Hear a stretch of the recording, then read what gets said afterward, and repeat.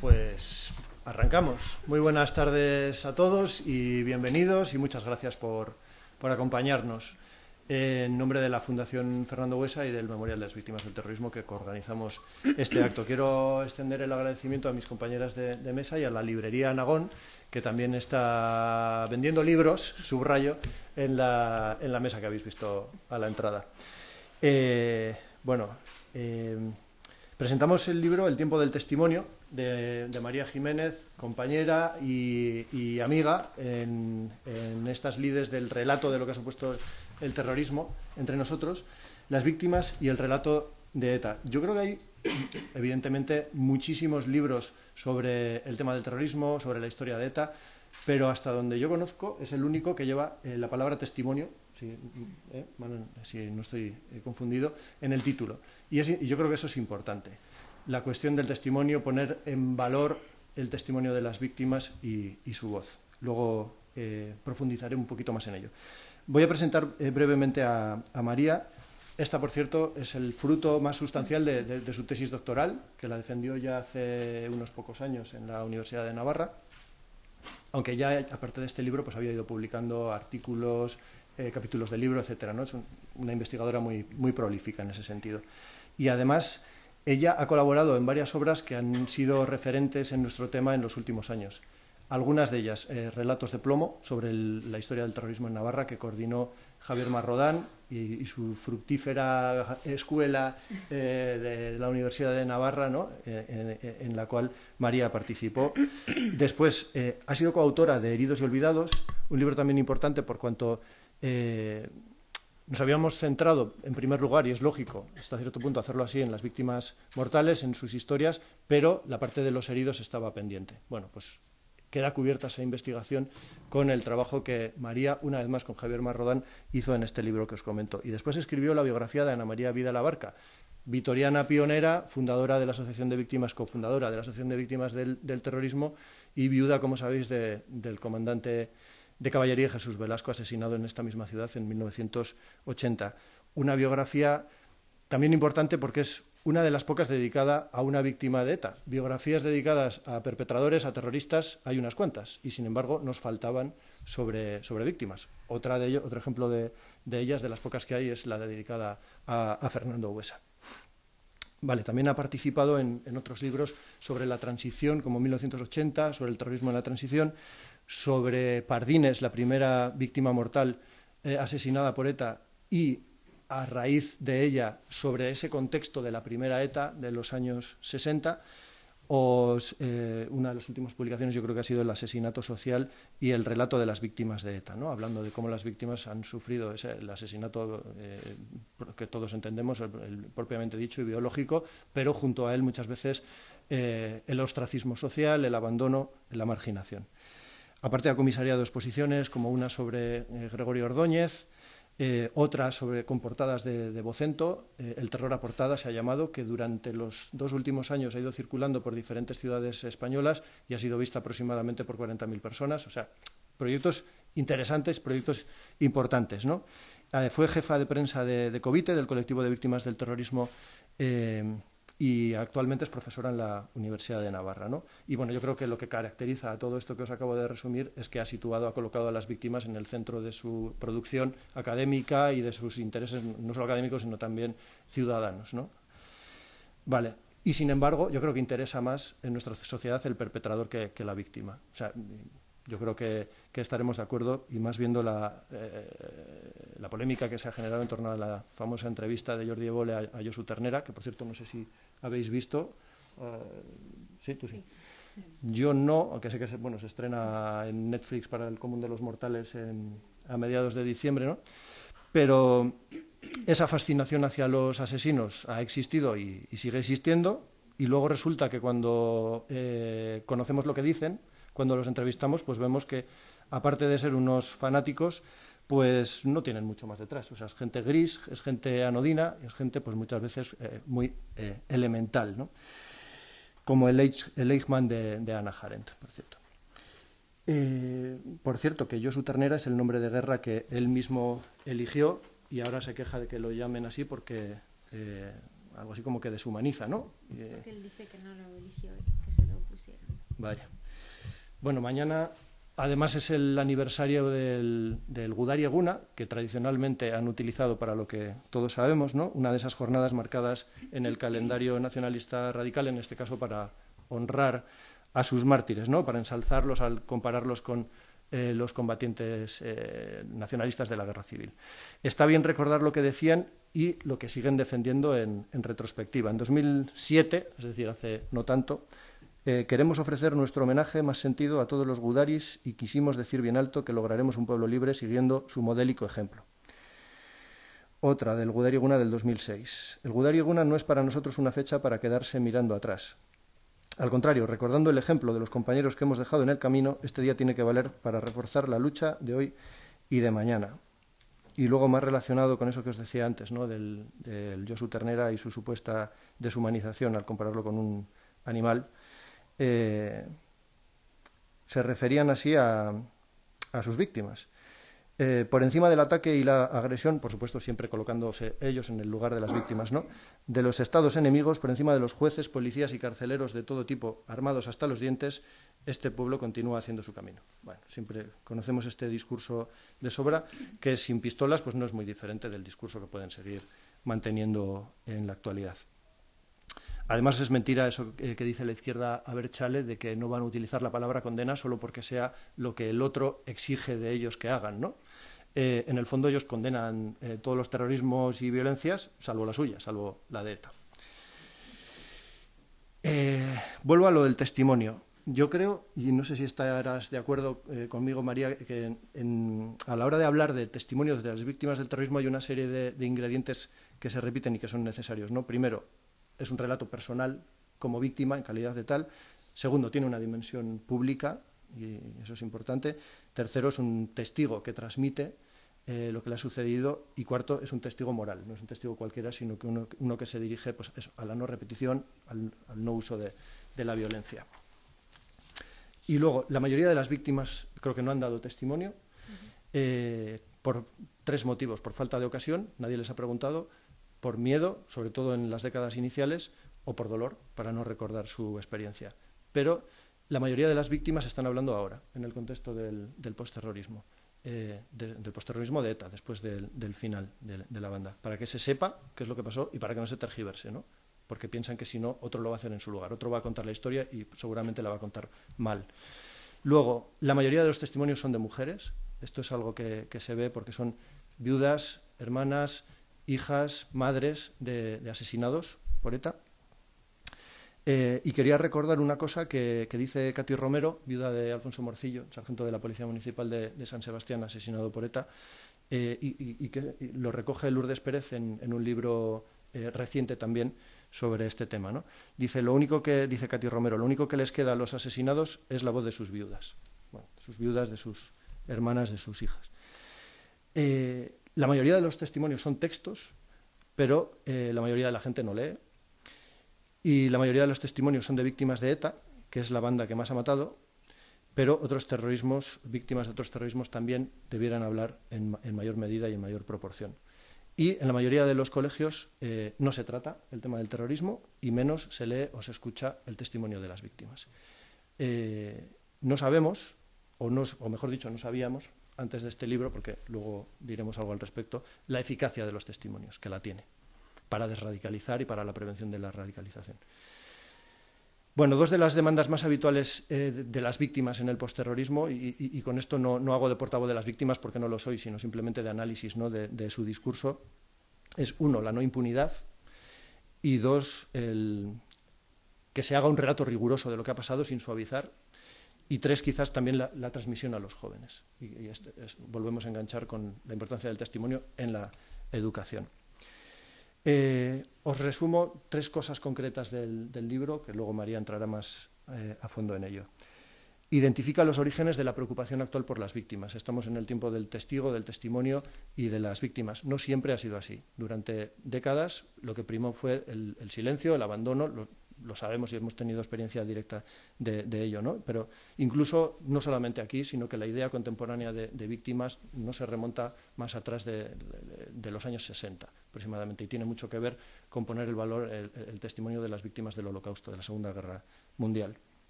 Hasta entonces, dice María, no se las percibía como un colectivo que mereciera atención y mucho menos reparación. Son como esas especies de flores pisoteadas que quedan en el camino según avanzamos, ¿no? María señala a los pioneros, entre otros, José Mari Calleja, que fue el primero que escribió un libro específico sobre las víctimas y dándoles voz. Recuerda el punto de inflexión que supuso Miguel Ángel Blanco. Sostiene que estamos en el tiempo del testimonio en diferentes formatos, en periódicos, en plataformas audiovisuales, en placas, en sitios como este, el Memorial.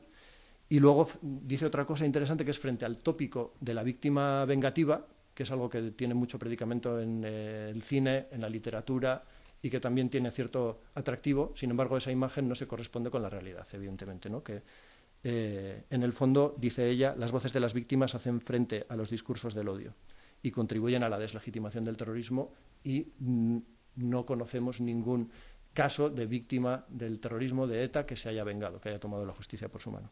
Bueno, y mi parte favorita, que es el estudio final que ella dedica al impacto de los testimonios sobre la población, en este caso escolar navarra, pero que perfectamente se puede aplicar a nuestra realidad, ¿no? Y que es un estudio muy original.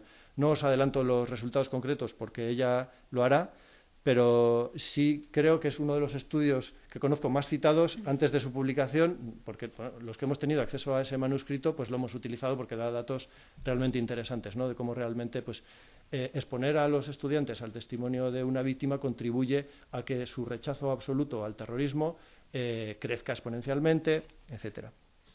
Y termino con una cita de la propia María, cuando dice: quizás sería más útil dejar de lamentar que las generaciones más jóvenes desconocen el pasado y empezar a preguntarnos por qué no se lo hemos contado y hacerlo. Bueno, pues yo me sumo al saludo que ha hecho Raúl en nombre de la Fundación Fernando Buesa. Muchas gracias por haber dedicado este ratito de vuestro tiempo a venir aquí y a escuchar esta presentación. Y también gracias a María, porque para mí es un placer estar aquí contigo. Y con Raúl, cómo no. Javier Marrodán escribe el prólogo del libro y dice: este libro veo la luz porque María Jiménez ha puesto siempre sus muchos talentos al servicio de su empeño por mejorar el mundo en el que le ha tocado vivir. Yo comparto contigo este empeño, ¿no? Es como un impulso que me lleva también a pensar de qué manera puedo yo contribuir o poner mi granito de arena para hacer algo con todo esto que nos ha pasado, y siempre con el anhelo de que no se vuelva a repetir, de que se conozca lo que ha pasado, que no se vuelva a repetir, y específicamente en estos últimos años, desde el fin de ETA, para la deslegitimación del terrorismo de ETA en Euskadi y en Navarra. Y conecta directamente con una pregunta recurrente que nos hacemos mucho desde que se produjo el fin de ETA, ¿no? Del que va a hacer ya casi 12 años. Y es que, ¿y ahora qué, no? ¿Qué hacemos con todo esto?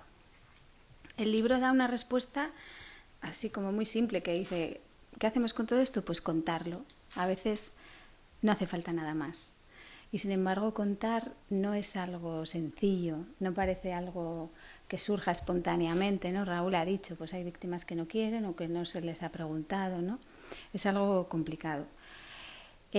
Cuando yo pienso en contar, me acuerdo de una frase que dijo Elena López Aguirre en uno de los seminarios de la Fundación Fernando Buesa que hicimos, titulado Las narrativas del terrorismo, y ella decía: narrar el terrorismo es como contar un naufragio mientras te estás ahogando.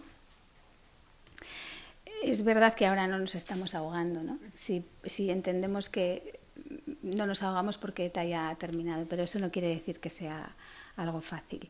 Y también entiendo esa parte de que ahora muchas víctimas empiezan a contar, porque también es necesario que haya pasado un tiempo. Si yo pienso en mi propia experiencia o en mi propia vivencia de cuándo empecé yo a contar, cuando fue antes de que ETA terminara y llegó en un nivel íntimo y a unas personas por las que yo tengo un amor inmenso e incondicional, que fueron mis hijos. Ellos fueron los primeros que me plantearon o que me pusieron delante de ese reto, ¿no? De qué le pasó al abuelo, cómo murió el abuelo Fernando. Ellos han sido como mis pequeños maestros. Tú dentro de poquito tendrás otro en tu vida y ya lo comprobarás, ¿no? Y con ellos empecé a explicar en voz alta pues esta parte tan dolorosa de mi vida. En lo público empecé a participar en el programa Día a Día, pues eso, alrededor del año 2012, y tras el fin de ETA. Y aquella experiencia me obligó a entrar en el detalle y ir desgranando todo lo que fueron aquel día, aquellos días posteriores y lo que luego ha sido mi proceso personal. De ello, la primera experiencia es la que es más intensa, ¿no? Yo la recuerdo como muy, muy viva, ¿no? Porque igual por el momento en el que yo estaba, porque fue aquí en el centro Marianistas, que era un colegio donde estudió mi padre cuando era niño, y porque tuve una acogida muy especial, o por lo menos yo lo sentí así, ¿no? Pero también es verdad que con los años, aunque el relato que yo cuento en lo esencial es igual, también ha ido variando en la medida en que yo también voy haciendo mi propio proceso personal y yo me doy cuenta de que quizás al principio lo hacía desde la pérdida, ¿no? Desde un lugar que para mí era muy triste, muy penoso, y luego con el tiempo pues lo hago desde un lugar más sereno, más tranquilo, que yo creo que tiene que ver con el amor que tengo hacia mi padre. Es verdad que fuera de esa primera vez y alguna otra vez más, una vez que yo termino de contar o se termina la experiencia de contar el relato en las aulas, hay una devolución inmediata que se produce en ese momento, ¿no? Te das cuenta por las caras, por lo que te comentan algunos estudiantes, por el ambiente que hay, de cómo lo han percibido ellos, pero luego en el efecto posterior de pensando en qué huella habré dejado, ¿no? O qué huella habrá dejado el testimonio, ahí ya no tengo datos, no se me ha contado, no sé si hay alguna valoración posterior, pero bueno, más allá de algún comentario que me han hecho llegar expresamente a algún profesor o que han hecho un trabajo posterior en la revista del centro o así, es un dato que yo desconozco. Por eso me ha encantado conocer ese experimento de la tesis de María, ¿no? Que se cuenta en el libro para medir la influencia del testimonio de las víctimas a los alumnos, y desde luego las conclusiones son muy interesantes, luego ya le preguntaremos sobre ellas. Contar tiene otra parte que es escuchar. Para mí son como las dos piezas, ¿no? que se unen y es lo que le da sentido. Y yo también he hecho un trabajo escuchando, que a mí me ha ayudado mucho. He aprendido mucho escuchando a otras víctimas de ETA.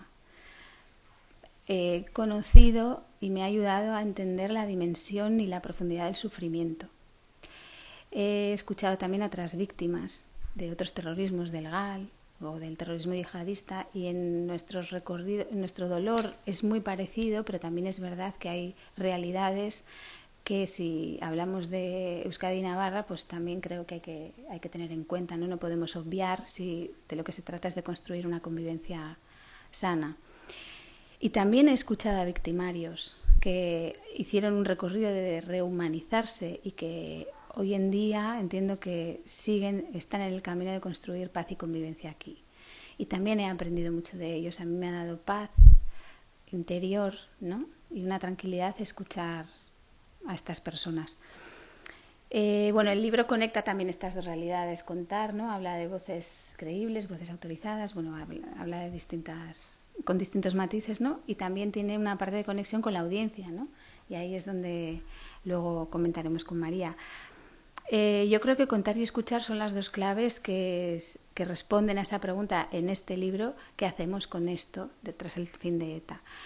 Y creo que es necesario, tanto por quien cuenta como por quien escucha, hacerlo con un corazón honesto, generoso, valiente, para provocar, como dice Javier Marrodán también, el encuentro de dos realidades distintas y distantes. Raúl, ahora te toca a ti, María, luego ya empezaremos con las preguntas. Gracias. Bueno, pues buenas tardes. Gracias por estar aquí, gracias a la Fundación Fernando Buesa, al Centro Memorial, por organizar y por acoger esa presentación, y gracias por vuestras presentaciones generosas, como siempre. La verdad es que ese libro surge de mi tesis doctoral, pero también surge de unos cuantos años de trabajo dedicado a las víctimas y cerca de las víctimas, con la idea básica de que una organización terrorista puede desaparecer, pero una víctima del terrorismo nunca deja de serlo. Y en ese afán por entender y por responder también a la pregunta que planteaba Marta de ahora qué hacemos con todo eso, pues así está planteado este libro, ¿no? Yo voy a resumir todo en 5 ideas y luego, si queréis, pues hablamos de algunas de ellas con más detalle. O sea, a la pregunta de ahora qué hacemos con todo esto, creo que hay una cuestión básica que tiene que ver con el relato. O sea, necesitamos sentar las bases del relato, cuyo principal objetivo tiene que ser la deslegitimación de la violencia. En ese relato, en ese contar, que decía Marta que no es tan sencillo, bueno, en el cómo se escribe el relato, creo que tenemos que conjugar las cifras asépticas con las vidas concretas. Si orillamos a las víctimas, vamos a caer en la trampa, en realidad, de los terroristas, que en lugar de hablar de víctimas, como muestra ese documental de Josh Turner que citaba Raúl, pues en realidad para ellos es más fácil hablar de símbolos, porque es más fácil matar a un símbolo que a una persona. Creo que para sentar las bases del relato tenemos que tener claro que la materia prima del relato son las personas y que solo podrá construirse un relato compartido cuando se acabe la ambigüedad, cuando no haya peros que cuestionen cosas tan básicas como el asesinato, ¿no? o el derecho a la vida. Hay otra, en esta construcción de relato hay otra cuestión que tiene que ver con el riesgo con un riesgo al que se enfrenta ese relato y que tiene que ver, creo, con la tercera muerte, es decir, después de la muerte física de las víctimas, después de la muerte civil cuando se intentó orillarlas. Creo que la tercera muerte que nos pone sobre la mesa el postterrorismo tiene que ver con desdibujar los motivos políticos que condujeron a un asesinato, ¿no? Creo que el postterrorismo nos pone encima de la mesa una ecuación curiosa, y es que las exigencias cívicas a las víctimas son inversamente proporcionales a las exigencias políticas a los perpetradores y a su entorno. Creo que se exige que las víctimas sean generosas, que incluso que acepten el perdón, aunque a veces ni siquiera se les pida. Me parece que se les exige también de alguna manera pasar página, y se olvida de que en su haber ya figuran unos cuantos logros. Figura el parar la espiral de la violencia, porque no respondieron con violencia a la violencia. Se olvida que respetaron las leyes. Se olvida también muy a menudo que asumieron o se resignaron a la falta de justicia, con un número muy alto de crímenes no resueltos, y que muchas de ellas tuvieron que abandonar el lugar en el que vivían a causa del terrorismo, ¿no?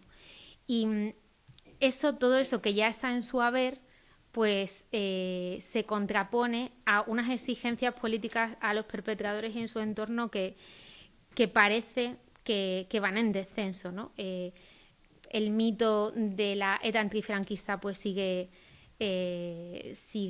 ganando o sigue teniendo un terreno importante. La teoría del conflicto, por supuesto, se convierte en un discurso transversal. Hay un culto público al victimario que, si bien pues va cambiando de forma y quizá ya no haya tantos homenajes públicos a terroristas que salen de prisión, pero ahora pues nos hemos abonado a ver homenajes a terroristas que fallecieron en distintas circunstancias, y hay una falta de exigencia, o hay una falta por lo menos de un discurso de exigencia a ese entorno político para condenar el terrorismo, ¿no?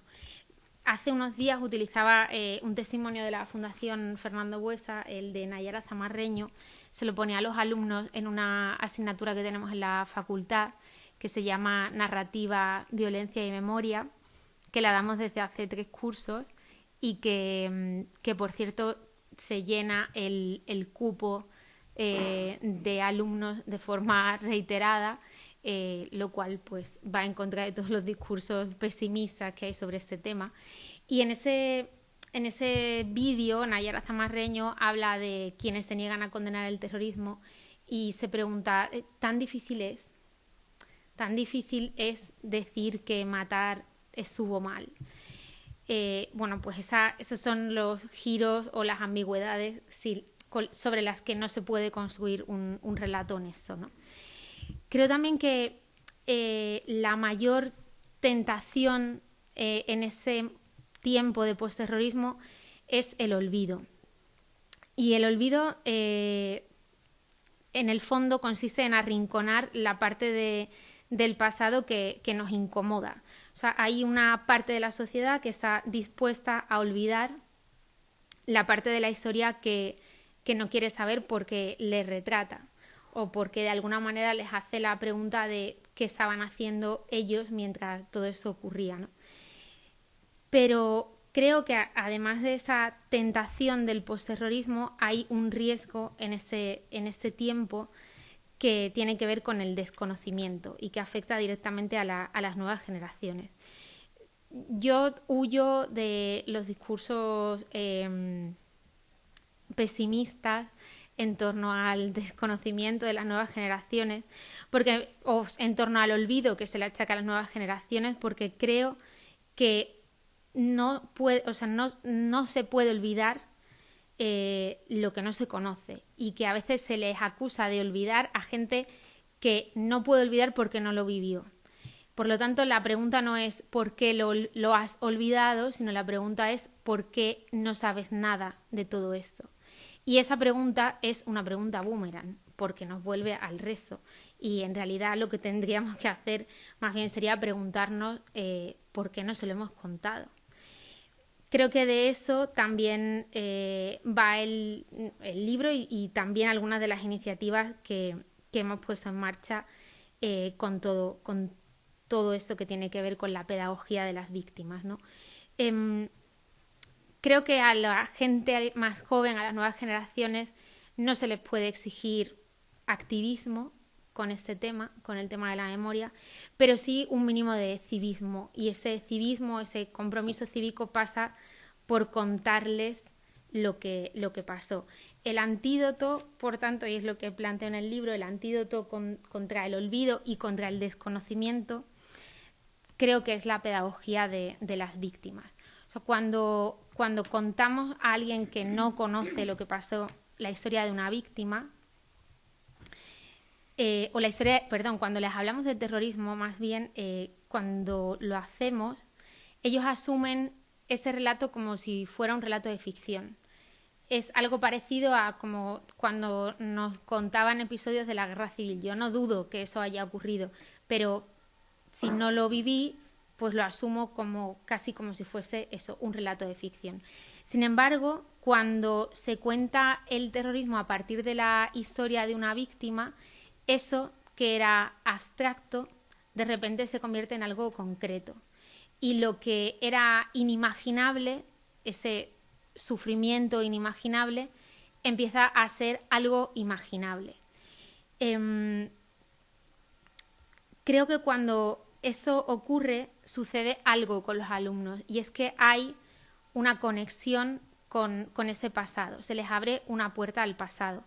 Si nosotros, o si algunos de nosotros nos acercamos al testimonio de una víctima de un atentado que recordamos, el testimonio va a funcionar como la pieza de un puzzle. Es decir, nosotros sabemos algo de esa historia y el testimonio de la víctima es una pieza más. Sin embargo, cuando le contamos a un alumno, a un estudiante, a un universitario o a un alumno de secundaria la historia de una víctima, les estamos abriendo un mundo. Y eso creo que es un valor que tenemos que aprovechar.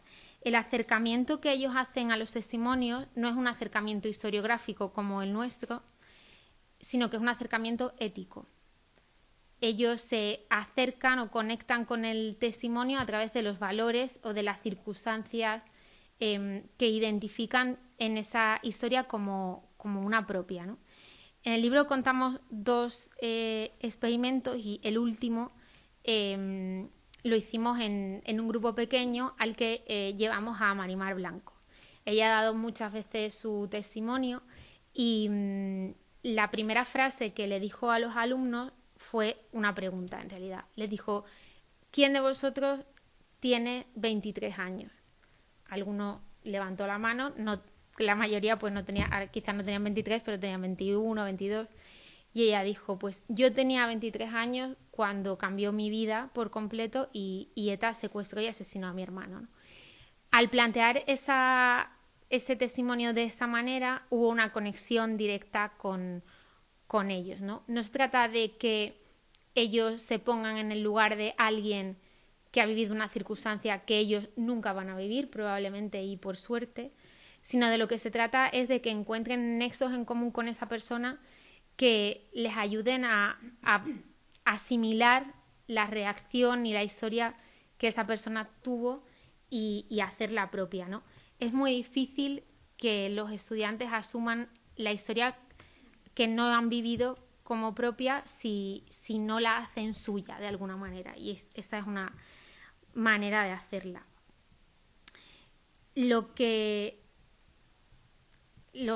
resultado de todo esto que estamos haciendo con los alumnos, del experimento que se cuenta en el libro con más de 200 universitarios de Navarra, de esa experiencia en un grupo más pequeño con estudiantes, o el proyecto que tenemos ahora entre manos, que para nosotros como grupo de investigación de la universidad es un reto, porque consiste en hacer algo que hemos hecho en pequeño en grande, que es estudiar el impacto de los testimonios de las víctimas en institutos de toda España donde van las víctimas a prestar su testimonio. Todo esto tiene relación con algo que a veces no le damos el valor suficiente, y es que las víctimas son una potencia memorialística. En España las víctimas son una potencia memorialística. La pregunta clave cuando se estudia el pasado, el nivel de conocimiento del pasado en Alemania, es si uno conoce qué ocurrió en Auschwitz o sabe qué fue Auschwitz. En Irlanda del Norte es si conoces el atentado de Omagh. En España la pregunta clave es si sabes quién fue Miguel Ángel Blanco.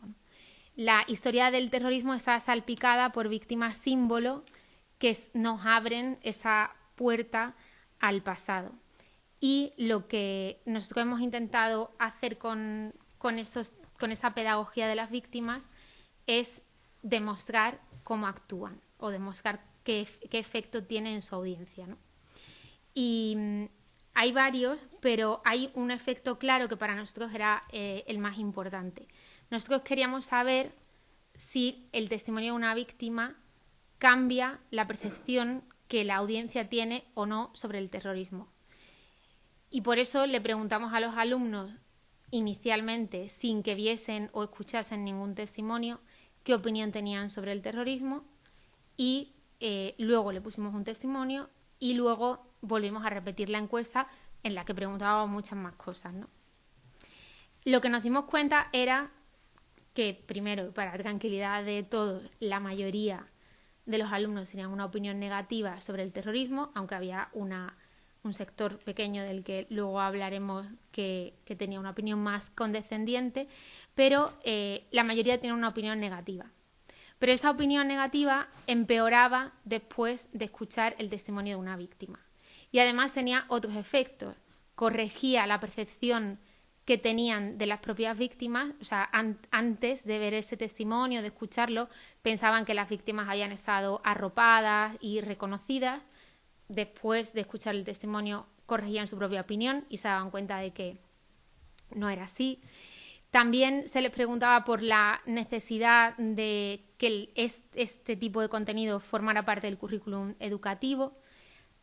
La mayoría decía, o sea, había una cierta división, la mayoría se inclinaba a que sí, pero después de escuchar el testimonio de la víctima, ese porcentaje que apostaba por cultivar el pasado crecía de manera exponencial.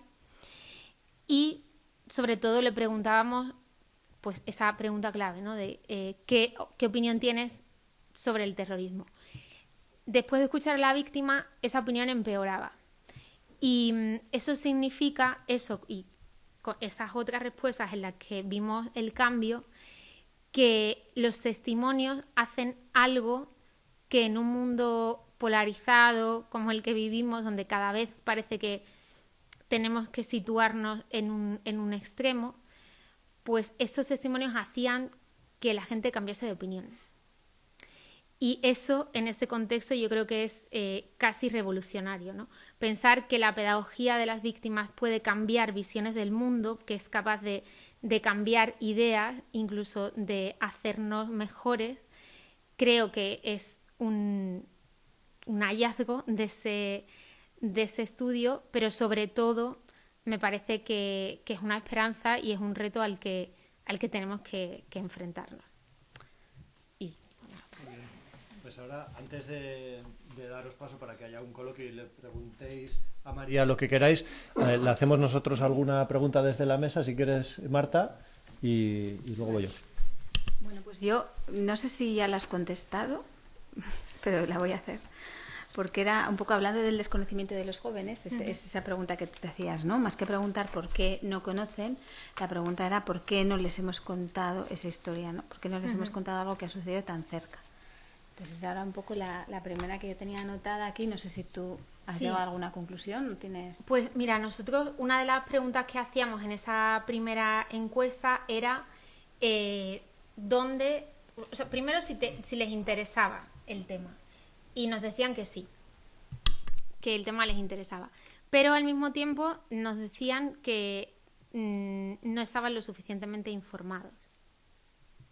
Cuando les preguntábamos dónde se informaban, pues señalaban medios de comunicación, señalaban también, claro, los productos culturales que se han ido estrenando en los últimos años, pues películas, series, incluso podcasts.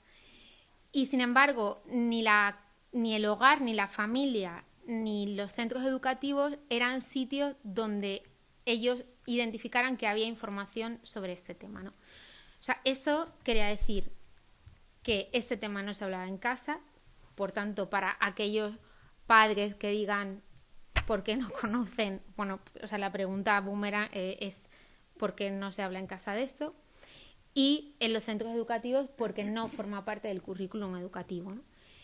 Otra cosa que también nos sorprendió fue pensar nosotros inicialmente que el hecho de que el terrorismo hubiese ocurrido físicamente cerca de donde ellos vivían, podía suponer un plus de conocimiento, ¿no?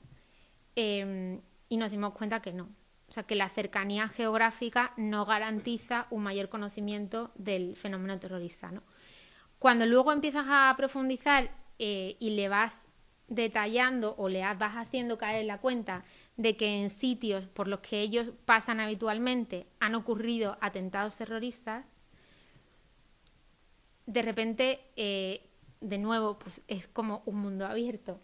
Pero hasta ese momento es un tema del que no está encima, no ha estado encima de la mesa ni de la escuela ni de sus propias casas. Oye, una pregunta doble. Bueno, dos preguntas. Durante bastante tiempo se ha dicho esa tontería de que, en el fondo, para entender esto, lo que algunos llamaban el conflicto vasco, nuestro terrorismo, etcétera, había que ser vasco, ¿no? Claro, tú eres del sur, bueno, por no dar excesivas pistas sobre tus orígenes, ¿por qué decidiste dar el paso de trabajar a fondo este tema hasta convertirte en la gran experta que eres hoy? Eso por un lado. Y luego, otra cuestión más pesimista que tú. Un cuarto, según un estudio reciente, no sé si lo has visto, del Foro de las Asociaciones de una Educación en Derechos Humanos, un estudio reciente decía que un cuarto de los colegios solamente vascos estaban tratando este tema en sus aulas. Era una encuesta hecha a profesores, ¿no? Entonces, claro, los testimonios son eficaces, pero ¿cómo conseguimos que el relato riguroso y el relato empático y emocional que ellos transmiten llegue a donde tiene que llegar, ¿no? Porque yo creo que no está llegando. O sea, necesitamos algo así. Claro, somos una potencia memorialística, efectivamente, hay muchísimos testimonios muy valiosos, pero quizás necesitamos algún testimonio destacado como pueden tener en Italia Primo Levi, etcétera, o por el contrario necesitamos productos audiovisuales. ¿Cómo hacer que esos testimonios que son eficaces lleguen más, ¿no? Bueno, a la primera pregunta, yo soy de Cádiz. Para mí el terrorismo, o sea, mi primer recuerdo es Miguel Ángel Blanco, y mi segundo recuerdo, un poco más nítido, es el atentado contra Alberto Jiménez Becerril y su mujer, Ascensión García, en Sevilla. Era una madrugada de un 30 de enero, al día siguiente, o sea, este 30 de enero se celebraba en un montón de coles, en el mío también, el Día de la Paz, y esa mañana la profesora nos contó que en Sevilla había 3 niños como nosotros que se habían quedado huérfanos y que todavía no lo sabían. Y a mí aquello se me quedó, esa historia se me quedó. Y luego, pues, mi padre tuvo la genial idea de mandarme a estudiar periodismo a Navarra, que yo no sabía ni dónde estaba Pamplona, así exactamente.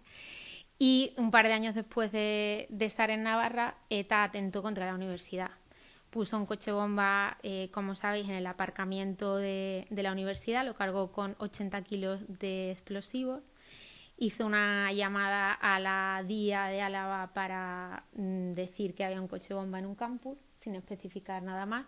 Luego dirían que no querían causar víctimas en el comunicado de reivindicación.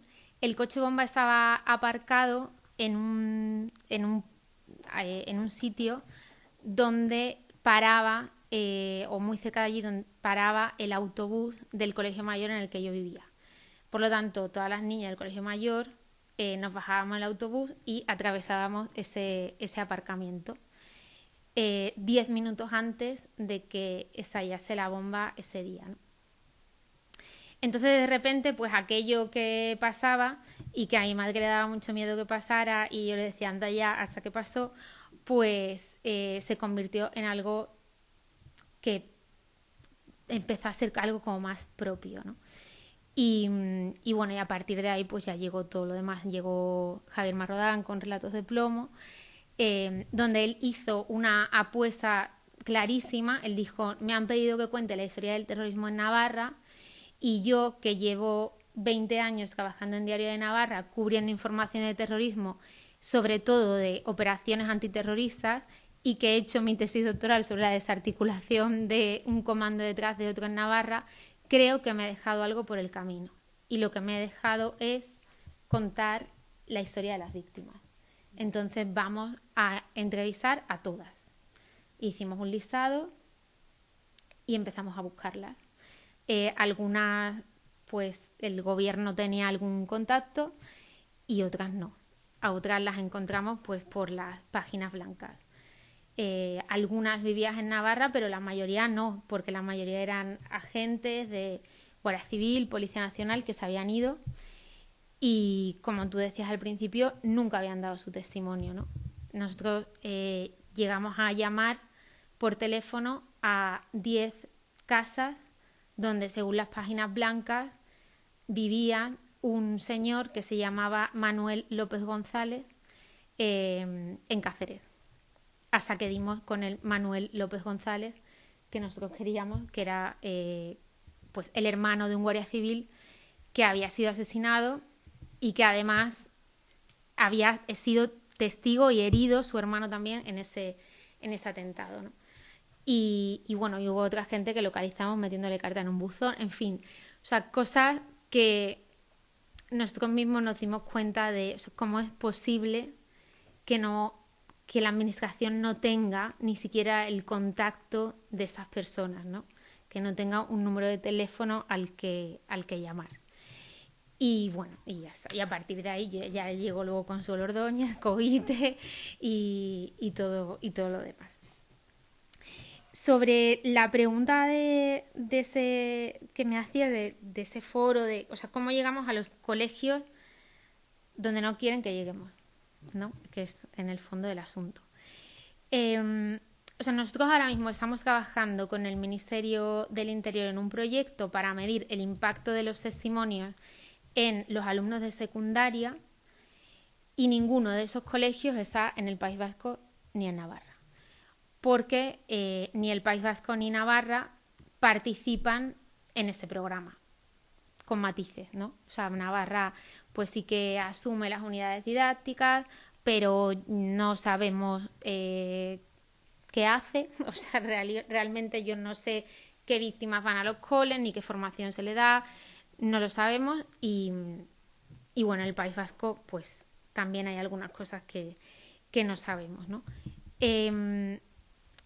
Si vemos qué colegios están llevando testimonios, al menos en Navarra, lo que nos encontramos es que son colegios concertados católicos, la gran mayoría. ¿Hay algún colegio público? Pues creo que yo conozca uno. El resto pues tienen ese perfil, ¿no? También partiendo de que que esto ya es otro tema, pero partiendo de que los colegios, o sea, el nivel de educación concertada en Navarra y el País Vasco es mucho mayor que en el resto de España, y que nosotros el proyecto que estamos haciendo en el resto de comunidades lo hacemos con colegios públicos, porque son la grandísima mayoría de los que han pedido que vaya una víctima a dar su testimonio. Eso es, y puede ser y es desalentador, pero me parece que tenemos otras vías, otros canales para hacer llegar todo eso, ¿no? No solo la universidad, que también desde luego que es un sitio donde creo que los alumnos están interesados, por lo que os contaba antes de nuestra asignatura y de otras cosas que hacemos, sino también porque ellos tienen una manera de comunicarse y de informarse ahora mismo que nos abre muchos canales que antes no teníamos. O sea, todo el mundo audiovisual, el mundo de la ficción y de la no ficción supone un imán total para ellos, ¿no? Es hablarles en su idioma. Si vemos las estadísticas del Digital News Report, que es un informe que habla sobre el consumo de medios de comunicación, es que ellos consumen información por redes sociales. Entonces, esa vía, las redes sociales son una puerta que nosotros también podemos utilizar para hacerles llegar todo esto. Y creo que al preguntarles a los alumnos en los últimos años cómo se han informado de todo esto, hay ciertos productos de ficción que han sido fundamentales para que se interesen o se empiecen a interesar. Mencionan de forma recurrente Patria, tanto la novela como la serie, y en realidad eso hace que no se queden ahí, sino que quieran saber más. Y creo que esa es la ventaja que tenemos cuando decimos que se han abierto canales, ¿no? Pues la ficción y la no ficción son canales para esto. Sí, yo entiendo que supongo que lo posible o lo ideal puede ser llevar el testimonio, ¿no? Vivo en primera persona, pero también en algún momento, si ahora por abarcar el mayor número de centros, porque no somos muchas las víctimas que estamos disponibles para hacer esa tarea, que por cierto es totalmente voluntaria. Es que ahora me acordaba, pero me gusta decirlo porque no hay, o sea, es gratuita y es totalmente altruista y voluntaria. Hasta donde yo conozco, pero creo que es así en todos los casos. Sí. Es decir, sacamos tiempo de nuestros trabajos, de nuestras familias, etcétera, para ir a hacerlo. Entonces, bueno, quiero decir que primero por llegar al mayor número de centros y también porque en algún momento nosotras vamos a desaparecer, ¿no? Entonces, supongo que esa era una de las preguntas que tenía también, el hecho de utilizar otros formatos. Y también te iba a preguntar por la incorporación de otros testimonios que no sean víctimas como las que estamos, ¿no? En el libro se habla de los justos, de los arrepentidos. Bueno, te quería preguntar un poco por tu parecer y porque también hay alguna conclusión en ese sentido, ¿no? Pues nosotros en el libro, como contamos varias experiencias, alternamos una con un testimonio presencial. Y es cierto y es así, o sea, donde llega el testimonio cara a cara de una víctima es muy difícil igualar a un testimonio audiovisual, por ejemplo, ¿no? Pero hacemos otra de las experiencias que contamos con testimonios audiovisuales porque estamos avanzando escenarios, ¿no? El número de víctimas que presta su testimonio es un número limitado. Prestar el testimonio supone un esfuerzo en muchos sentidos, pero para muchas víctimas supone sobre todo un esfuerzo emocional, porque es contar de forma reiterada lo peor que te ha pasado en tu vida, ¿no? O sea, un episodio muy traumático. El año pasado yo estuve de estancia de investigación en Reino Unido y hablé con el Centro Memorial del Holocausto en Reino Unido. Y ellos ya están 4 pasos por delante de esto, porque no hay casi supervivientes del Holocausto, ¿no? ¿Qué han hecho? Pues, por supuesto, dar prioridad a la grabación de testimonios, al formato audiovisual, de ahí la tarea urgente que supone hacer memoria. Es que no podemos dejarlo para mañana porque hay víctimas que ya no van a estar. Y ellos están innovando en crear otros formatos. Yo hay uno que he utilizado esta mañana en clase, que es de la Fundación SOAG, pero que están copiando otros centros memoriales y que tiene que ver con el uso de la inteligencia artificial. O sea, ellos dicen, bueno, yo puedo poner un vídeo de una víctima, pero eso no se acerca a la experiencia de tener una conversación con una víctima, con un superviviente del Holocausto. ¿Cómo puedo intentar recrear una conversación? Entonces utilizan un sistema que mis alumnos han alucinado esta mañana.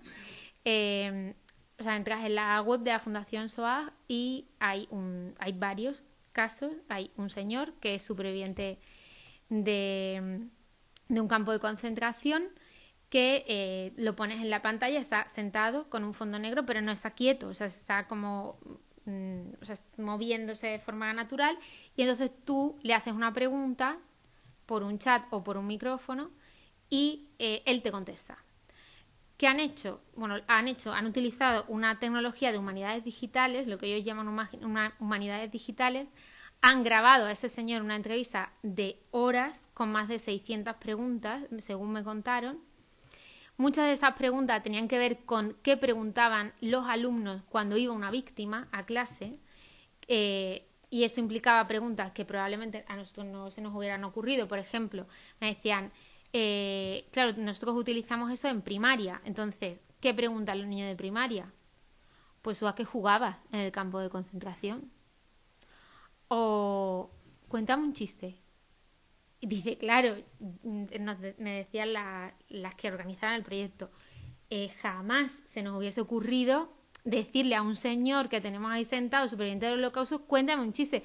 Pero es que lo habían preguntado. Entonces le hacen una entrevista de 600 preguntas, graban, codifican las respuestas y luego asocian términos de preguntas que tú puedes hacer con sus respuestas. Entonces hoy hemos probado en clase. Y claro, él te habla, o sea, es un señor ahí que te está hablando y te está respondiendo.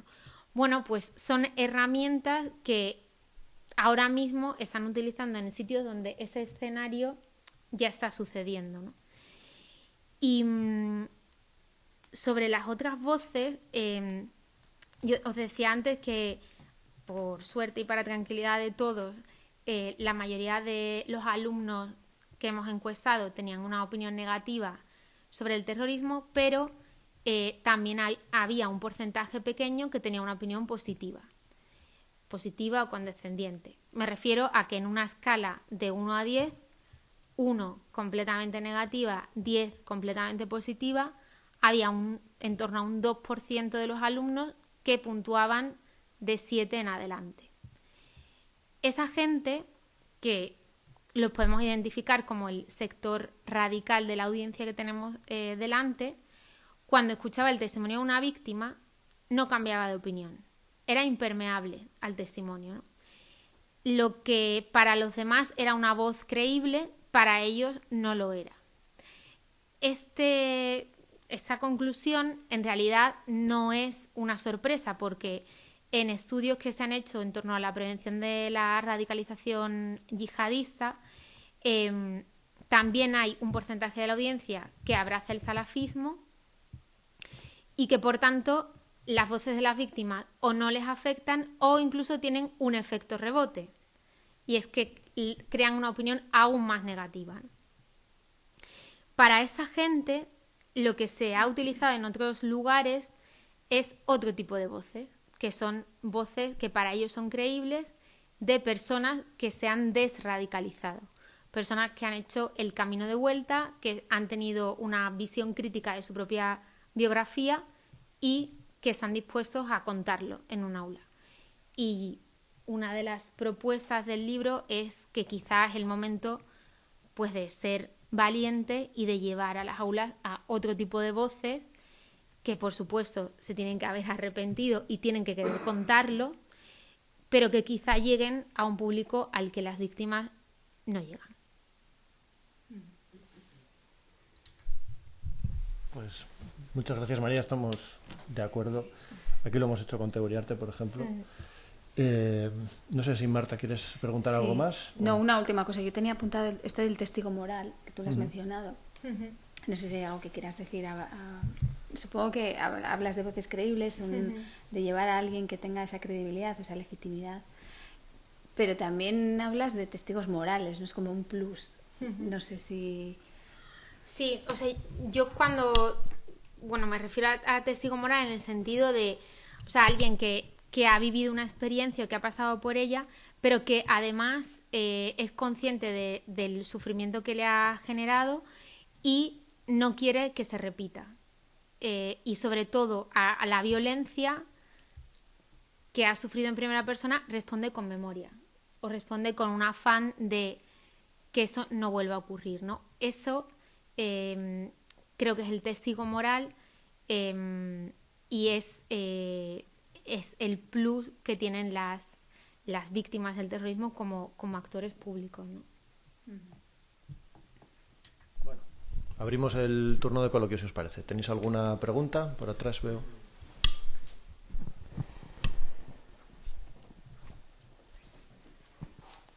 La cuestión sería esta. ¿Por qué no se lleva a la universidad las víctimas que hablen sobre lo que les ha pasado?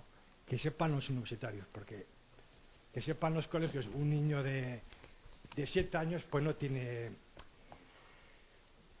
la personalidad ya adquirida. Partiendo de 20, pues sí, la universidad es donde para mí deberían, si quisieran las víctimas ir, y esa es mi pregunta, nada más.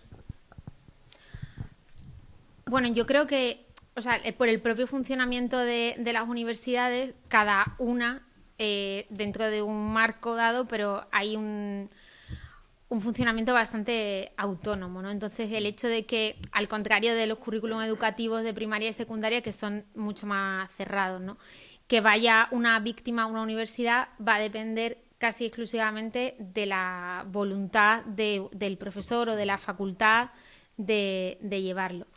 En mi caso, o en el caso de mi universidad, nosotros lo hacemos y lo hemos hecho y lo seguimos haciendo, ¿no? Y los resultados pues siempre han sido muy buenos. Hace unos años llevamos a Joaquín Echeverría, al padre de Ignacio, el héroe del monopatín, y les aseguro que todos los que asistieron a esa charla la recuerdan. Y es algo que nos han repetido y nos han agradecido muchas veces, ¿no? Creo que hay más gente de la que parece que está implicada en todo esto. Quizá no siempre que una víctima va a dar su testimonio, pues luego tiene repercusión más allá del aula, ¿no? Pero estamos haciendo cosas en ese sentido. Yo sí quería decir que aquí, en la experiencia que yo tengo, yo sí he ido a la universidad, a la Escuela de Magisterio de aquí de Vitoria, y me consta que hay otras víctimas que han ido a la UPV en Leioa y a Mondragón, o sea que sí que se hacen ciertas experiencias en la universidad. El efecto que ha tenido ya no lo conozco, pero sí que se está haciendo. Quizás el problema es que hay que hacerlo bien enfocado, porque a veces también se plantea mal. Invitamos a que venga una víctima de cada bando. ¿Cómo que de cada bando? ¿Qué bandos ha habido? O luego otro problema es que con que haya uno o dos que no quieren recibir ese testimonio, ya sea alumnos, profesores o padres, ya no hay testimonio. Entonces, es complicado avanzar en ese sentido. No quiero ser tan negativo que luego María me eche la bronca. Pero que es verdad que hay otros formatos, los audiovisuales que ella mencionaba, series, etcétera, a través de los cuales se puede llegar. Pero en la educación reglada, a través de este tipo de material, bueno, tenemos una tarea por delante todavía tremenda. Más preguntas.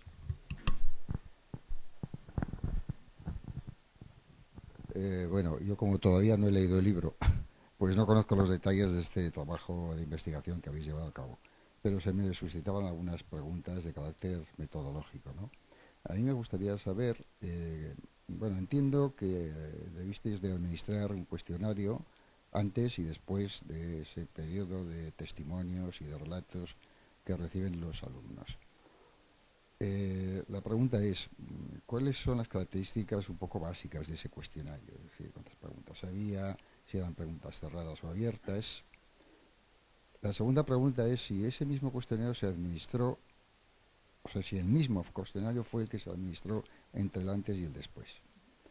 Y en tercer lugar, me gustaría saber cuántas sesiones testimoniales les fueron administrados a los alumnos antes de la evaluación de esos resultados. Nosotros planteamos en ese libro dos experimentos o dos experiencias, una de tipo cuantitativo, o sea, más amplia, con una muestra de más de 200 estudiantes, y una de tipo cualitativo con un grupo pequeño de unos 10 estudiantes. En el caso de los 200, nosotros lo que hicimos fue un cuestionario inicial en el que le preguntábamos por su nivel de interés y de conocimiento sobre el terrorismo. Para eso, pues, había preguntas cerradas en ese primer cuestionario, sobre todo eran preguntas cerradas del tipo, pues, ¿cómo valoras tu preocupación sobre el terrorismo? Pues mucho, bastante, poco, nada. También le hacíamos alguna pregunta más abierta, por ejemplo, ¿puedes mencionar el nombre de alguna víctima del terrorismo? La más mencionada eran dos. Era Miguel Ángel Blanco por un lado y la más mencionada Carrero Blanco, que era la única que habían estudiado en realidad en el currículum educativo. Ese era un cuestionario un poco más breve, o sea, un cuestionario breve. Luego les enseñábamos los testimonios de víctimas en dos formatos, formato audiovisual y formato escrito. Creo que si no me equivoco, eran 5 testimonios. Y después les hacíamos una encuesta posterior en la que, por un lado, repetíamos algunas de las preguntas del primer cuestionario para saber si había habido un cambio de opinión, pero luego le preguntábamos también por los testimonios, porque a nosotros nos interesaba saber qué tipo de testimonio era más eficaz y qué reacciones provocaban en ellos los testimonios.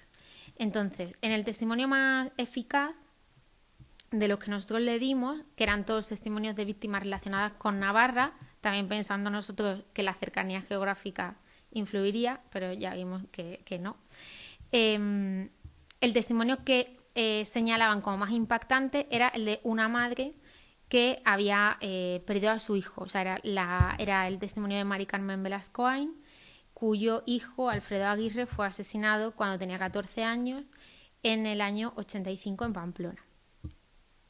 ¿Por qué? ¿Cuál era el motivo? Pues el motivo que repetían en preguntas abiertas, que ahí sí que les dejamos que dijeran por qué, tenía que ver con, por un lado, el grado de emotividad que esa señora transmitía en su testimonio. O sea, es una señora que han pasado 30 años, te lo cuenta y se deshace, y con lo que ellos percibían como una vigencia del trauma. Es decir, vale, esto ha pasado cuando hace 30 años yo no había nacido, pero las consecuencias de aquello siguen estando vigentes. Por lo tanto, lo que me estás contando no es solo un episodio del pasado, sino que es un problema de hoy.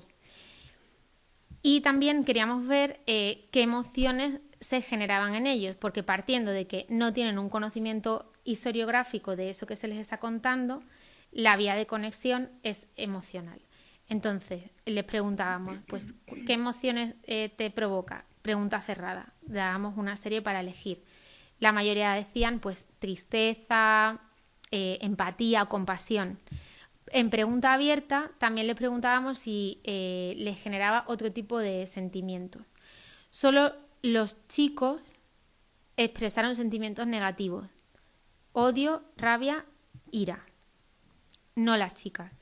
Eso nos parecía que era interesante, porque si estamos dando formación a las víctimas para que construyan su relato de la manera más eficaz, quizá tendríamos que pedirles que incluyeran mensajes de prevención del odio, de la ira, de la venganza, porque aunque ellas no hablen de eso, pues vemos que hay un sector de la audiencia que espontáneamente lo expresa así, ¿no? Y creo que más o menos, nosotros concentramos todas las, por el número de sesiones que preguntaba, concentramos el visionado, la lectura de los testimonios en una sesión, pero le dábamos varios testimonios a elegir, digamos, ¿no? O sea, para luego encuestarlo.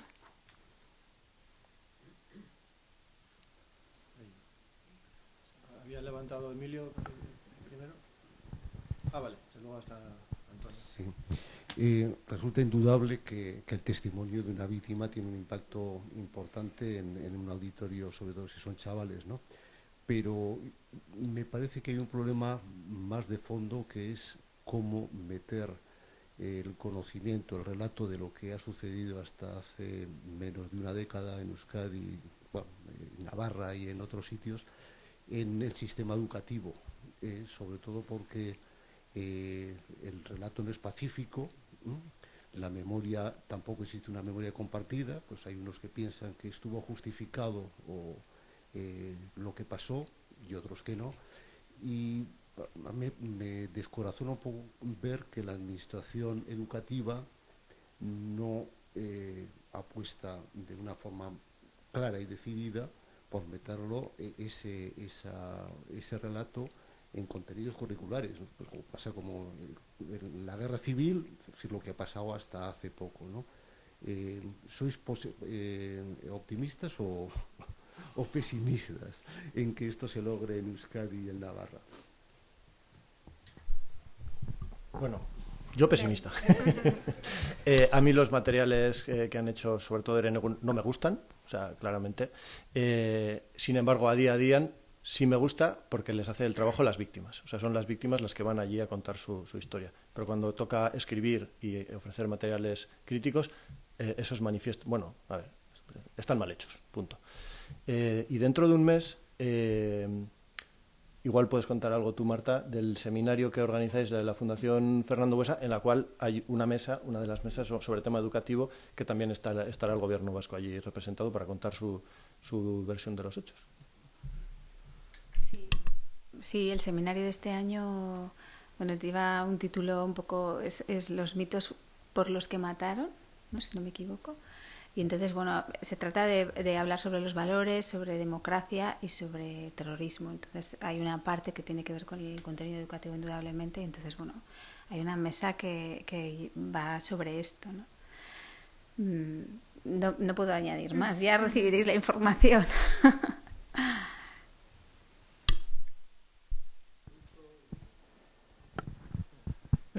Yo me llamo Augusto Borderas y he sido pediatra ejerciente durante casi 40 años, de los cuales los últimos 25 como jefe de pediatría del Hospital de la Seguridad Social de Vitoria. Yo no he atendido, digamos, a problemas psicológicos de los hijos de los asesinados por ETA, pero sí he atendido a niños hijos de Guardia Civil. Uno de ellos era hijos del sargento de puesto de un sitio que ya no hay Guardia Civil, y por eso lo digo, de Peñacerrada. Y luego otros niños de un cuartel de Guardia Civil de Álava, de las proximidades de Miranda de Ebro. Estos niños tenían problemas de rechazo hacia su propia familia, porque no lo dejaban salir del cuartel, por si acaso les pasaba algo. Y entonces estos niños pues no querían comer, tenían problemas de sueño, se rebelaban contra los padres y era imposible explicarles por qué rayos no podían salir estos niños de la residencia de sus padres, ¿no? Era imposible, absolutamente. Siempre me interesó a mí este problema, sobre todo el problema de qué se dice a un niño en otro orden de cosas, un niño que se vaya a morir, ¿no? Es decir, el problema de la muerte en los niños, ¿qué haces? ¿Hablas? ¿No hablas? ¿No dices nada? Porque claro, frente a un niño de 5 años no vas a decir nada, pero a un niño de 12 que tiene un cáncer irreversible, ¿qué le dices exactamente? Y a mí eso me preocupó y me preocupó hasta encontrar en París un libro que fue importantísimo para mí, que se llamaba Changer la mort, o sea, cambiar la muerte, escrito por un personaje absolutamente extraordinario, que ha sido uno de los mejores cancerólogos, no de Francia, sino de Europa, el profesor León Schwarzenberg, que fue y que yo fui a oírle a Zaragoza, una conferencia expresamente para conocerlo, ¿no? Que era el autor del libro. Y habla de cómo hay que hablar a la gente que va a morir ante un problema de cáncer, etcétera. Y luego hace un espacio especial para un problema que más o menos se ha tocado por aquí de rechazo, que es el problema de los niños del Holocausto. Que hubo muchos niños en el problema del Holocausto. Hay mucha bibliografía sobre eso, ¿no? Y la verdad es que es un problema absolutamente irresoluble, porque lo último que puede pasarle a un niño es morirse, según él, claro, los demás sabemos que sí, pero en la psicología del niño no entra la idea de la muerte.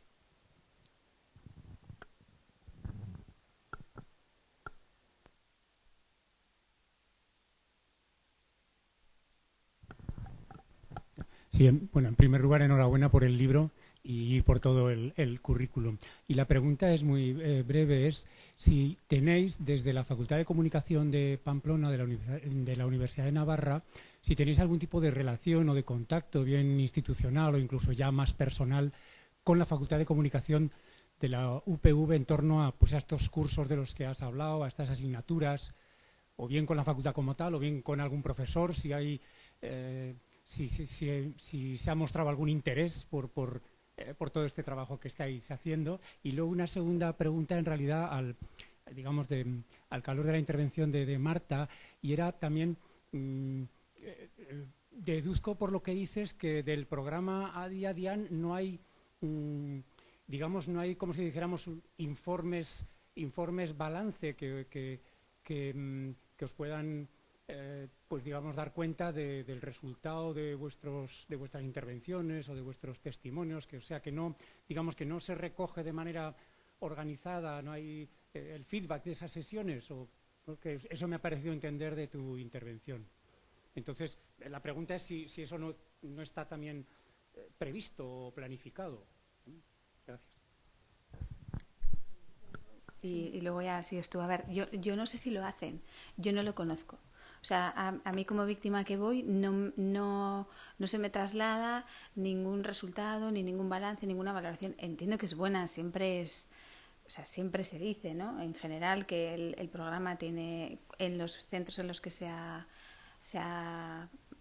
hecho, ha tenido éxito y se repiten y son centros que vuelven a cogerlo y demás, pero en sí esa medición cualitativa como la que ha hecho ella, ¿no? Con ese detalle, con esa minuciosidad, con ese carácter científico, yo no la conozco. Si la hay, yo no la conozco.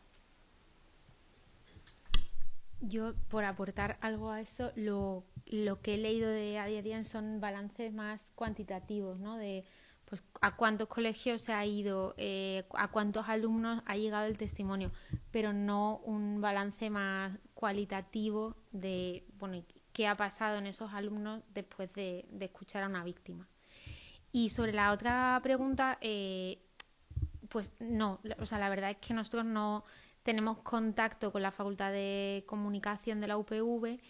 Con quien tenemos contacto y relación estrecha y cercana es con el Instituto Valentín de Foronda, que de hecho pues nos colaboramos o en algún proyecto, pero no con la Facultad de Comunicación.